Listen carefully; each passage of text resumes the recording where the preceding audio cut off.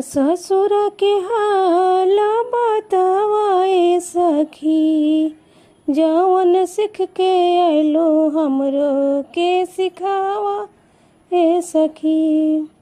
अपना ससुर के हाल बतावाए सखी, जवन सीख के अइलो हमरो के सिखावा ए सखी। अपना ससुर के हाल का बताइए सखी, अपना ससुर के हाल का बताइए सखी। हमर सैया हवे छे ना रसमलाई सखी, हमर सैया हवे छे ना रसमलाई सखी। हमार ससुर जी के बोलिया मिठाई सखी, हमार ससुर जी के बोलिया मिठाई सखी।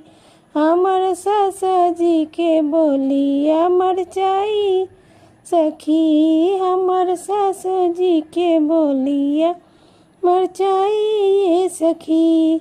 हमार ससुर जी की बोलिया मिठाई सखी, हमार भसुर जी की बोलिया मिठाई सखी।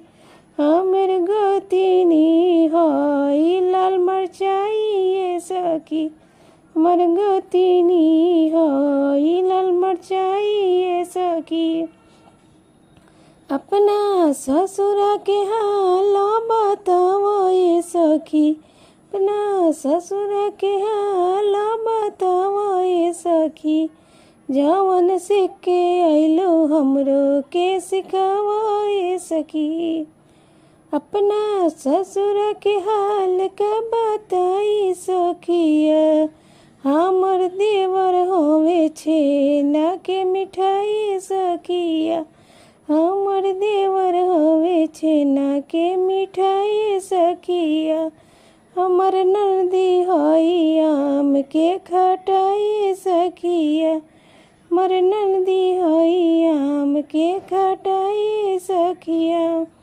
अपना ससुर के हाल बताओ सखी, जवन सीख के अइलो हमरो के सिखाओ सखी।